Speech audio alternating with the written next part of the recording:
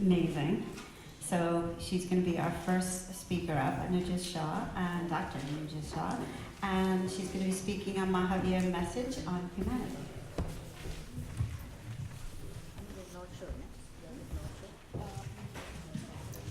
Dr. Anuja Jain is with Winthrop Hospital. She's an internist, and it's very nice of you to make time and come. Do you want to stand? Yes, please, thanks. I left a couple of my hands back at home, so only have two today. Sometimes I wish you had those 8 hands, you can like do multitasking in a different way. But it'd be a difficult job at the manicure, so forget it, it'd be too expensive. Alright, so good morning everyone in Jai Jinendra. So, thank you. Okay, so it's incredible that it's already been 10 years that the Gathering of Light has been celebrating Lord Mahaveera's birthday. A lot of changes have taken place in the last decade, whether it's the cars we're driving, the phones we're using, and of course the fashion, which changes every season. And in the last 10 years, meanings of words have changed. For example, a window just used to be something you hated to clean. Now a window has a completely different meaning. A keyboard used to be just a piano. Memory was something you lost with age. A mouse pad was where a mouse lived. A web was a spider's home, and a virus was only the flu. Even the human body is in constant change from the minute we're born. And in fact, for some, it's like being like a Ford Escort. It's just always falling apart. Hopefully that's not the case here. We're all like, Rolls Royce here. Few doctors here. That's right. Some things in the past 10 years have even been forgotten. For example, movie rental stores, maps, and public payphones.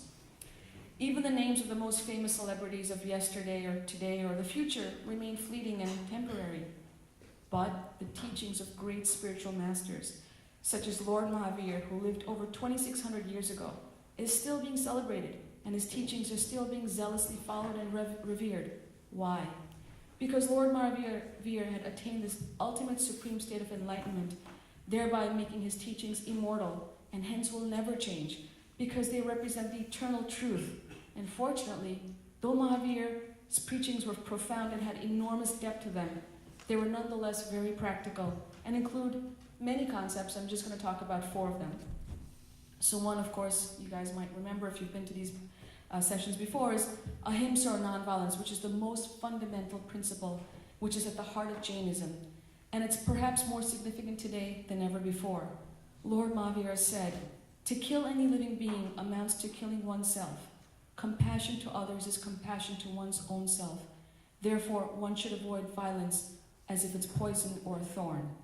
But yet, Lord Mahaveera was considered to be brave and courageous. And in fact, the word Mahaveera means great hero. How so? It's because Lord Mahaveera did encourage fighting, but only with our inner enemies, our vices. Lord Mahaveera so wisely said, "He who conquers himself through himself will attain happiness." Another concept is being truthful.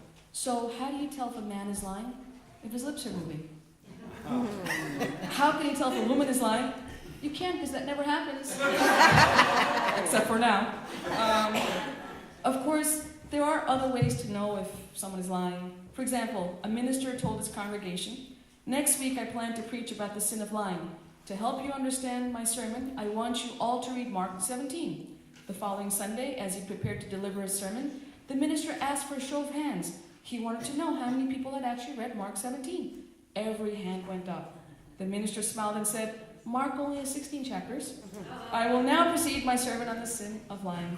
Hopefully, the Reverend Joanne does not have that issue with her congregation. We would all agree that being truthful to others is the core of developing happy relationships. But Lord Mahaveera taught that the person that benefits the most from being truthful is oneself.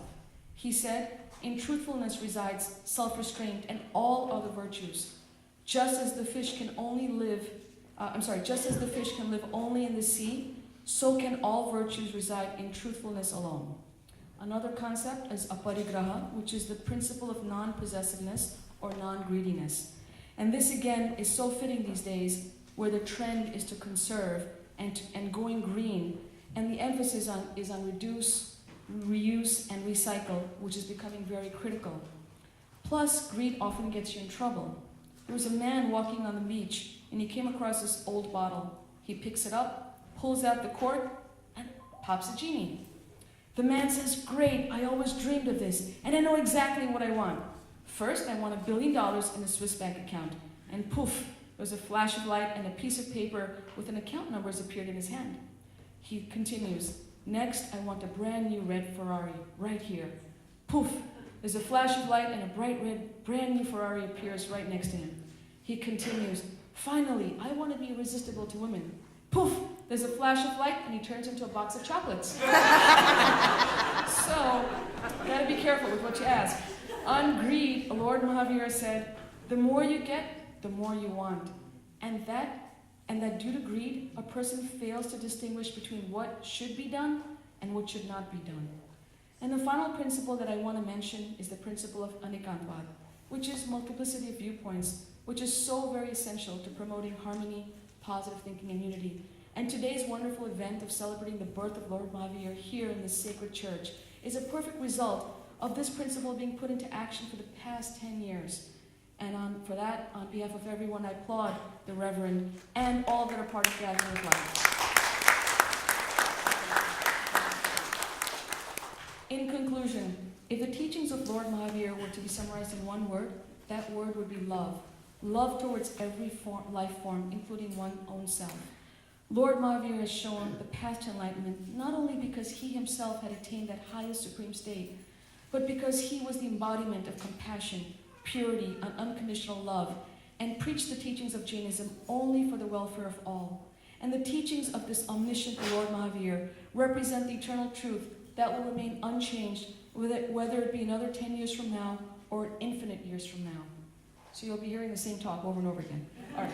Thank you so much for your attention.